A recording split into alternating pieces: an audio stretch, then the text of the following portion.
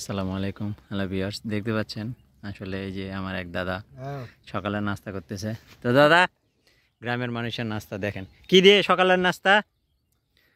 মুড়ি, হ্যাঁ, পান্তা ভাত, আলু ভর্তা, শুকনো মরিচ, কাঁচা পেঁয়াজ। কাঁচা পেঁয়াজ।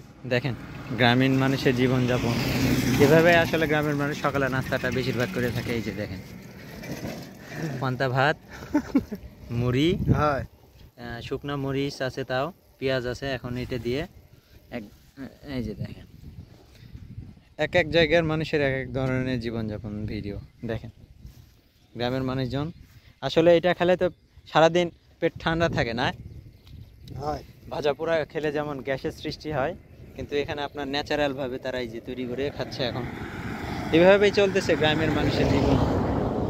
আর এখন খাওয়ার পরে এই যে রাস্তার ধারের এই জমিটা সে লাগাবে।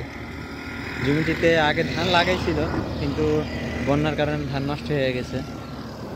এখন আবার নতুনভাবে রোপণ করতেছে।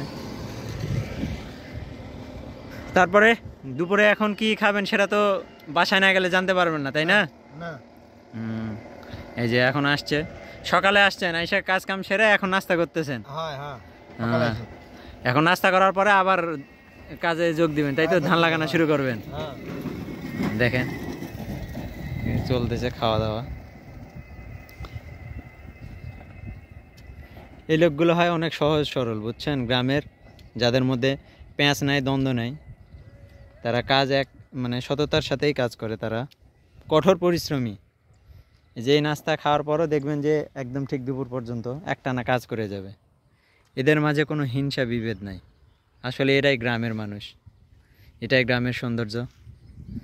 ওকে ভিউয়ার্স, ভালো থাকবেন, সুস্থ থাকবেন, আর অবশ্যই নওগাঁ টিভির সাথেই থাকবেন।